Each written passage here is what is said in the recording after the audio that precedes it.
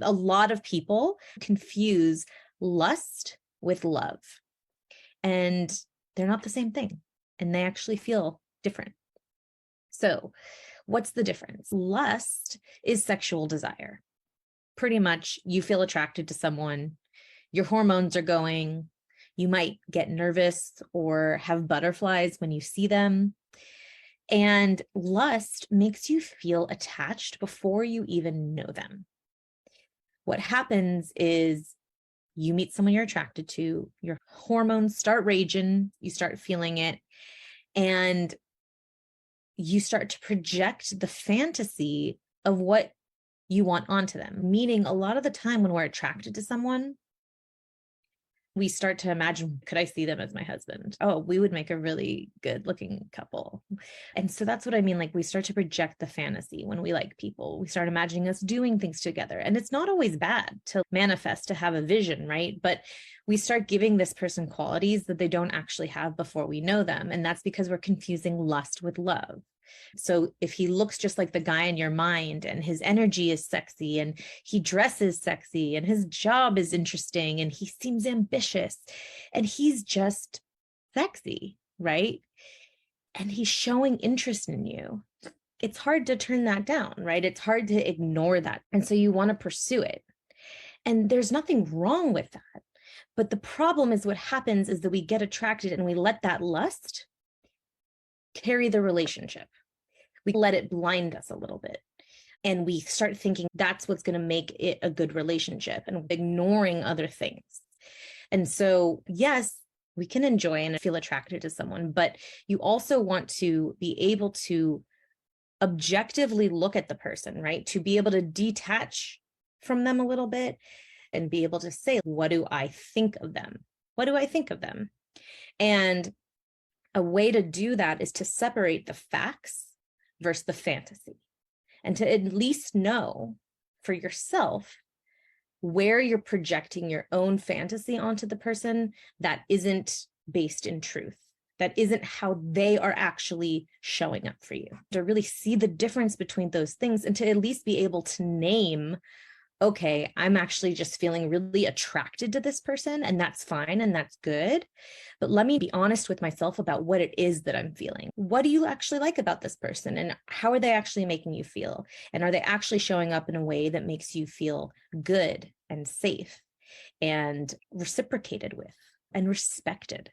That's a really big one. Do you feel respected? That's what love looks like. And that's what differentiates it, is that you want to feel lustful towards someone you love, but lust without the roots of love, it burns out, right? It doesn't go anywhere. And so that's part of why your relationships may not be lasting, because you're being led by the attraction and not having enough foundational stuff, like about how you're being treated, or the respect, or being on the same page. Sometimes when we really just like the attention from someone we find attractive, we let stuff go under the rug that we wouldn't with someone else, that we would expect from a friend. We don't always hold that person accountable to those same standards because we're attracted to them and we want them to like us and be attracted back. And so we give them a free pass with things that maybe aren't in our best interest, right? That aren't really serving us. So something to be aware of. And again, you can always separate the facts versus fantasy. That's something I do with my clients. And I really help them get to the root of, like, how is he showing up? What is he showing you? Because what a man says is one thing, and it's good. You want to hear nice things, but you want those things to be aligned with how they actually show up and what they actually do. And then we compare them to, okay, but is this other guy here doing something different that you like better or less? That's how you start to figure out who's worth continuing to see and who might actually be a potential partner where it can last. So that's how it starts, right? We project the fantasy. We think they're really sexy. And then we start to get physical. It's like date 3 is usually the sex date. And so what ends up happening is we're attracted, we like them, they're showing us attention maybe in a way that we really want or crave, and feels good, I want to do it, right? And what happens in this situation now is you're doing what one of my favorite people, Brene Brown, says, hot wiring intimacy. Okay. So when you're hot wiring intimacy, it means you're putting yourself in a situation where creating intimacy is more likely to happen. So for instance, if you go to someone's house on a date, you're putting yourself in a situation where the chances of being physically intimate are higher.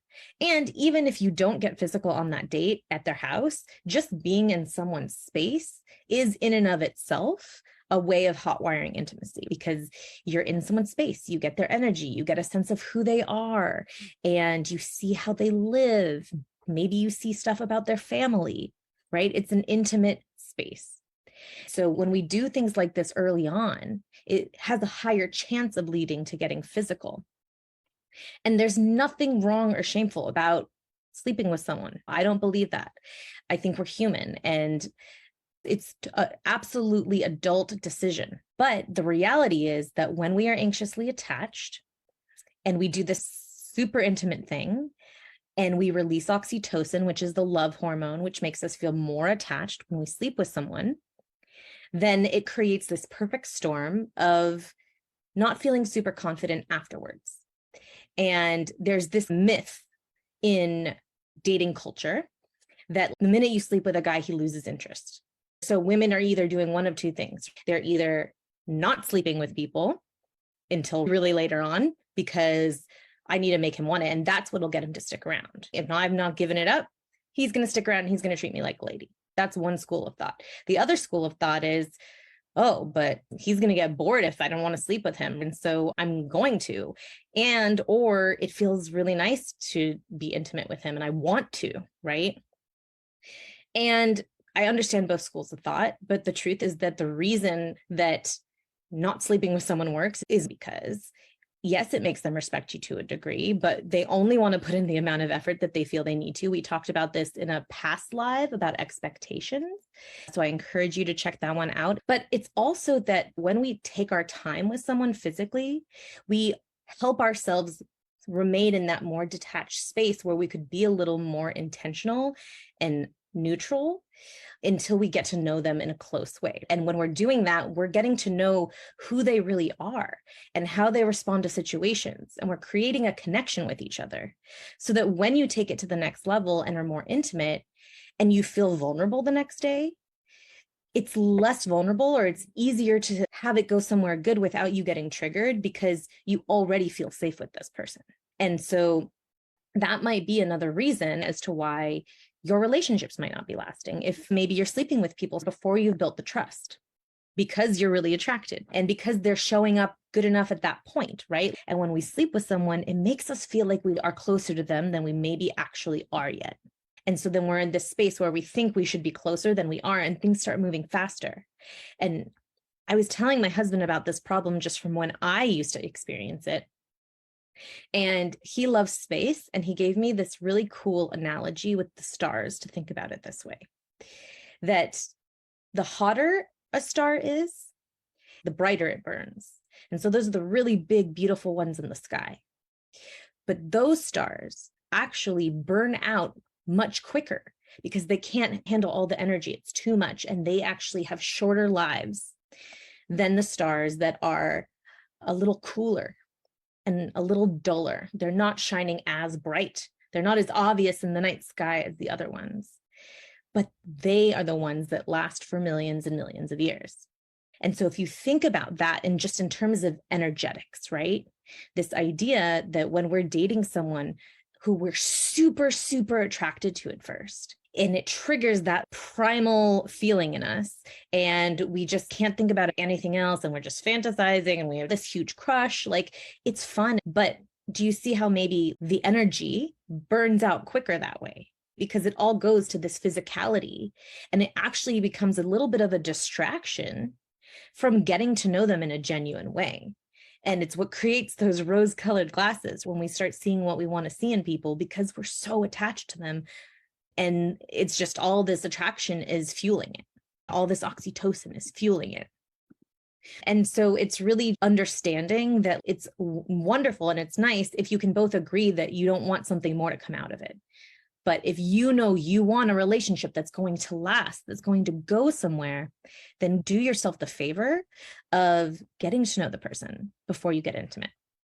Do the slow burn like the slow stars. And I know this can be super challenging. It feels good to feel wanted, right? But it does really help you get to know someone. This is what I direct my clients to do. And they do feel like they are able to make relationships last longer and really get more intimate with someone on an emotional level first when they do it this way. So that said, this all compounds and leads to that you are getting attached more intensely and very quickly.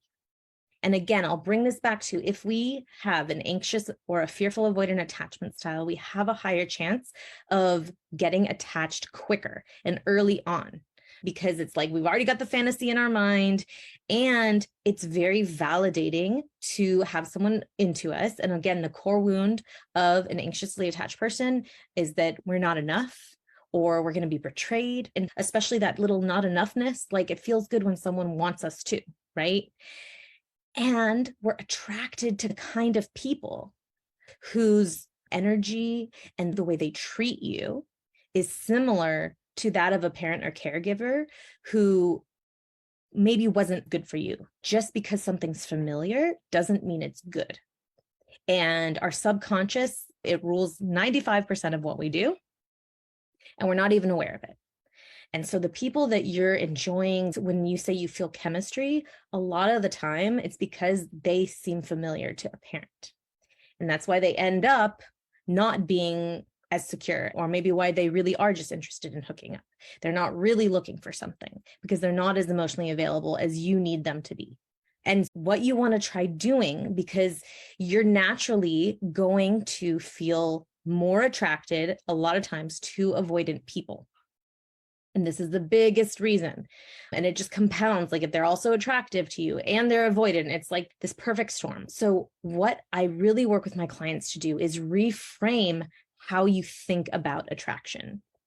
And what I mean by that is that there is a difference between thinking someone is physically attractive and being attracted to them. They don't always have to be the same thing. And a lot of the time we think that. We think, whatever this physical being looks like, that's what makes me attracted to them first. And then I determine if I like their personality. But in reality, it can be the other way around. And oftentimes it is. But that is the slow burn, right? That's like the cooler star. It's not as obvious to you in the night sky, but that doesn't mean that it's actually, in fact, more of a chance that this is going to work out.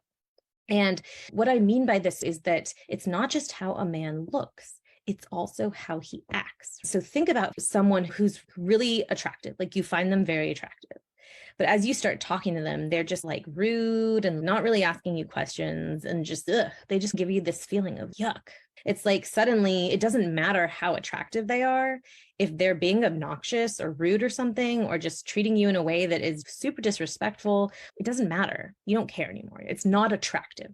Whereas think about a guy who maybe was a friend of yours, who you didn't necessarily think was attractive at first, but what if he was a super gentleman? Like he was so sweet and he opened doors for you and he always listened and he was willing to help you with something, but he wasn't a pushover. Like he would tell you what he really thought about things and he would give you his opinion and he would initiate doing something and hanging out and listening. When you see a man really acting like that and showing up in that way and taking care of stuff, that's sexy, right? Tell me if you find any of those things sexy, like a behavior that you find really sexy in a guy, because that can really change our attraction level to someone when we witness and we experience them acting in a way that we find really attractive and really sexy, and they're treating us in a way that we want to be treated. But it takes time sometimes to see that. And that's why it's good to go slow. Laura says cooking and clean space. Yes, 100%. Actually, the house I live in now was my husband's. He was renting out when I first met him. And I wasn't sure about him. And when I walked into his house, I got this feeling of just like, I knew who he was suddenly. And it was like the fifth or sixth date, but he had like splashes of red in his space. Like you could tell he had interior designed it, right? And that's what I mean, is that we want to pay attention to those parts of them as well, not just how attractive we think they are physically, because those are the people that it's actually going to last with and who we can build the trust with. Have a beautiful week, and I will see you again soon. Bye.